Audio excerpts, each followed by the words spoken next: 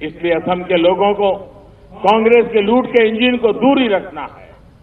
50 साल से ज्यादा असम पर राज करने वाले लोग आजकल असम को गारंटी दे रहे हैं। असम के लोग इनकी रग रग से वाकिफ हैं। इन लोगों को झूठे वायदे करने की, झूठे घोषणा पत्र बनाने की आदत पड़ गई है। गरीब को सिर्फ सपने दिखाओ, झूठ बोलो, उसे आपस में लड़ाओ और राज करो। यही कांग्रेस का हमेशा से सत्ता में रहने का फॉर्मूला रहा है। आपको याद रखना है, कांग्रेस मतलब झूठे घोषणा पत्र की गारंटी, कांग्रेस मतलब कंफ्यूजन की गारंटी, कांग्रेस मतलब अस्थिरता की गारंटी, कांग्रेस मतलब बम, बंदूक और ब्लॉकेड की गारंटी, कांग्रेस मतलब हिंसा और अलगाववाद की गारंटी, कांग्रेस मतलब भ्रष्टाचार की गारंटी, घोटालों की गारंटी, भाई भतीजेवाद की गारंटी। भाइयों और बहनों, भाजपा के नेतृत्व में एनडीए सरकार सबका साथ, सबका विकास, सबका विश्वास के मंत्रों के साथ आगे बढ़ रही है। लेकिन आज के कांग्रेस नेताओं को तो सिर्फ सत्ता से मतलब है, वो चाहे कैसे भी मिल जाए। असल में कांग्रेस का खजाना अब खाली हो गया है। उसे भरने के लिए उन्हें किसी भी कीमत पर सत्ता चाहिए। कांग्रेस की कुर्सी ही दोस्त है, कुर्सी के सिवा उसका कोई दोस्त नहीं है। न विजन है, न संकल्प है, न कुछ करने का इरादा है। बस कुर्सी हथियाना, कुर्सी से दोस्ती, यही उनका कारोबार है। अब देखिए, झारखंड में, बिहार में, महाराष्ट्र में जिनके साथ इनका गठबंधन है, वो पश्चिम बंगाल में इनके खिलाफ प्रचार कर रहे हैं। केरल में लेप को गाली देते हैं। पश्चिम बंगाल में कुर्सी की आस में लेप को गले लगाते हैं। खुद को सेक्युलर बताते हैं, लेकिन असम, पश्चिम बंगाल और केरल में संप्रदाय के आधार पर बने दलों के साथ दोस्ती करते हैं। सत्ता के सामने इनको कुछ नहीं दिखता। इसी कारण अब कांग्रेस के लोगों की बातों पर देश में कोई भी भरोसा नहीं कर रहा। भाइयों और बहनों, असम ने तो इनको बरसों तक परखा है। असम के मूल निवासियों के साथ कांग्रेस का क्या रवैया रहा है, वो आपसे बेहतर कौन जानता है। यहां के मूल निवासी कब से जमीन का अधिकार मांग रहे थे, लेकिन कांग्रेस की सरकार ने दिया ही नहीं। ये एनडीए की सरकार है जिसने 3.25 लाख से ज्यादा जमीन के पट्टे दे दिए हैं। बाकी भी बहुत जल्द लोगों को मिल रहे हैं। साथियों, कांग्रेस ने चाय बागान में काम करने वाले परिवारों को भी बरसों तक अभाव में रखा। बीते 5 सालों में भाजपा सरकार ने, एनडीए सरकार ने टी गार्डन में काम करने वाले साथियों की पढ़ाई, कमाई और दवाई से जुड़ी जरूरतों के लिए एक के बाद एक कदम उठाए हैं। चाहे राजनीति के साथियों, चाहे उनके लिए राजनीति का रास्ता है, चाय पर राजनीति करने की उनकी आदत है, लेकिन ये न भूलें, चाय जनजाति के साथियों और इस जनजाति से निकली महान विभूतियों को मान, सम्मान और स्वाभिमान का जीवन देने के लिए एनडीए प्रतिबद्ध है, भारतीय जनता पार्टी प्रतिबद्ध है। और दिल्ली की सरकार हो, असम की सरकार हो, हमारे लिए प्रतिबद्धता का विषय है। टी गार्डन्स में काम करने वाले श्रमिक साथियों की दैनिक मजदूरी बढ़े, इसके लिए भी असम सरकार पूरी तरह गंभीर है। इस सरकार 2 बार श्रमिक साथियों की दैनिक मजदूरी बढ़ाई गई है। ये मामला कोर्ट में इसलिए और कुछ मुश्किलें जरूर आ रही है, लेकिन असम में एनडीए की सरकार दोबारा बनने के बाद इस दिशा में और तेजी से कदम उठाए जाएंगे।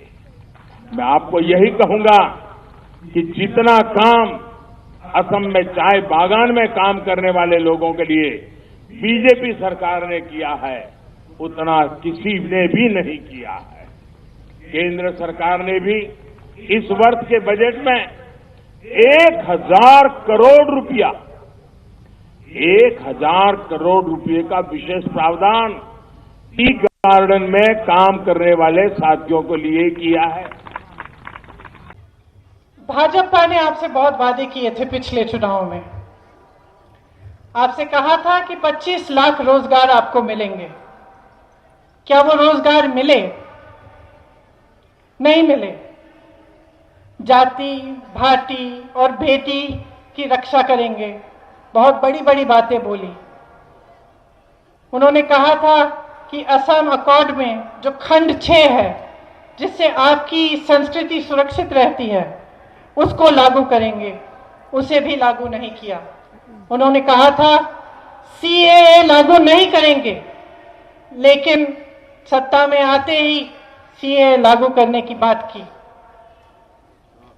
चाय के बागानों में उन्होंने कहा था तमाम सुविधाएं मिलेंगी, लेकिन जिन महिलाओं से मैं मिली उन्होंने मुझे कहा कि ना चिकित्सा की सुविधा है, न टॉयलेट की सुविधा है, न उनकी दिहाड़ी बढ़ाई गई है। एक महिला ने मुझे बताया कि एक दिन की दिहाड़ी नहीं मिलती तो परिवार में कोई ना कोई सदस्य भूखा सोता है। तो ये सच्चाई है आपके सामने, और इस सच्चाई के पीछे जो राजनीति है, उसने आपको वादा किया था कि आपको जो मुख्यमंत्री मिलेगा, असमिया मुख्यमंत्री मिलेगा, आपकी सरकार असम के लिए असम से चलाई जाएगी। नतीजा क्या निकला? असम के 2-2 मुख्यमंत्री चल रहे हैं। असम की सरकार असम से नहीं चल रही है, दिल्ली से चल रही है। यहां तक कि असम गण परिषद को भी मान लो दिल्ली गण परिषद बना रखा है। बगैर दिल्ली के परमिशन के, बगैर दिल्ली से पूछने कुछ नहीं होता। उस समय आपको कहा था एक असमिया मुख्यमंत्री मिलेंगे।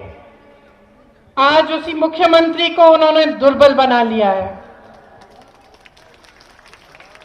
आज आपके सामने आकर क्या कहा प्रधानमंत्री जी ने कल कि आपको 2-2 इंजन की सरकार मिलेगी।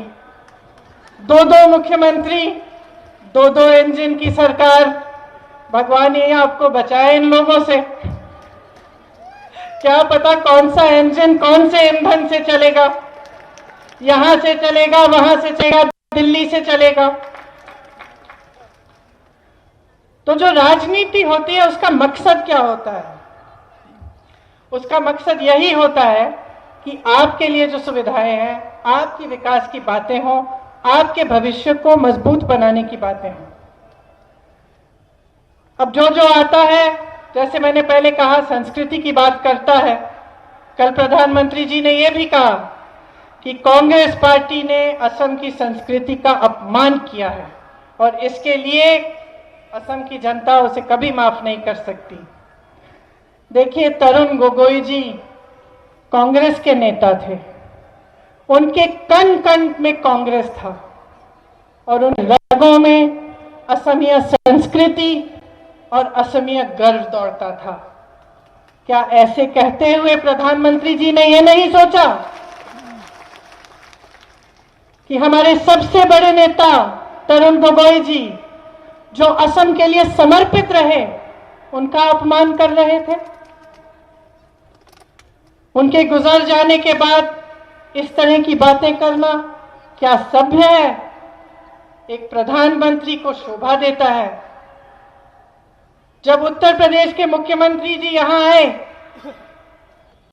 तो उन्होंने महापुरुष श्रीमंत शंकर देव जी के बारे में गलत तरह से जिक्र किया। उनका इतना भी आदर नहीं किया कि वो जाने कि श्रीमंत शंकर देव जी ने अपने जीवन में असम के लिए क्या किया। अब जितनी भी इनकी नीतियां हैं वो असम के लिए नहीं है, केंद्र के लिए है, दिल्ली को मजबूत बनाने के लिए है और अपने जो उद्योगपति मित्र हैं उनको मजबूत बनाने के लिए है।